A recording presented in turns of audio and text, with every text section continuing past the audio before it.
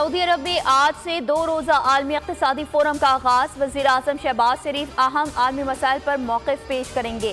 Forum میں متعدد عالمی رہنماؤں اور بزنس جوائنٹس کی آمد۔ وزیر اعظم کی سعودی ولی عہد محمد بن سلمان، سربراہ IMF اور بل گیٹس سے ملاقات بھی متوقع ہے۔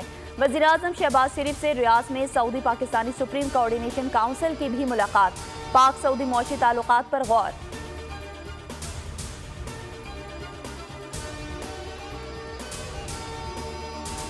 انصاف نہیں ملے گا تو حکومت گرانے ہی آئیں گے۔ سربراہ سنی اتحاد کونسل حامد رضا کی علی امین گنڈاپور کے بیان کی حمایت۔ کہا اسٹیبلشمنٹ ہی اصل حقیقت ہے، ہم کسی ادارے کے ساتھ ٹکراؤ نہیں چاہتے۔ وزیر اعلیٰ خیبر پختونخوا نے ریاست نہیں حکومت کو دھمکی دی۔ اختلاف رائے بغاوت یا غداری نہیں۔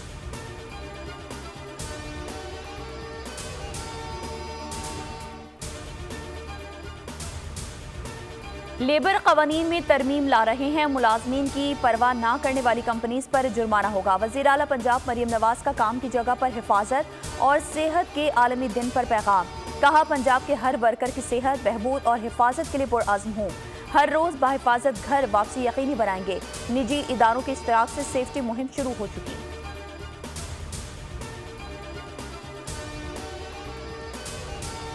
آج رات سے سوات، چترال، مانسہرہ اور کشمیر میں مزید بارش کا امکان۔ ندی نالوں میں طغیانی کا خطرہ۔ خیبر پختونخوا، مری اور گلگت بلتستان میں بھی لینڈ سلائیڈنگ کا خدشہ۔ بحیرہ عرب میں اینٹی ایئر سائیکلونک سسٹم کی موجودگی۔ کراچی میں گرمی میں اضافہ۔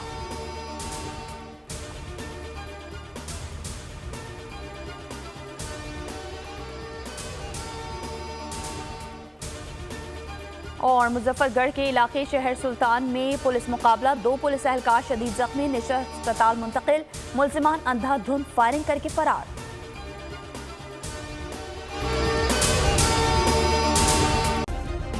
سبسکرائب کریں اور بیل دبائیں تاکہ کوئی خبر رہ نہ جائے۔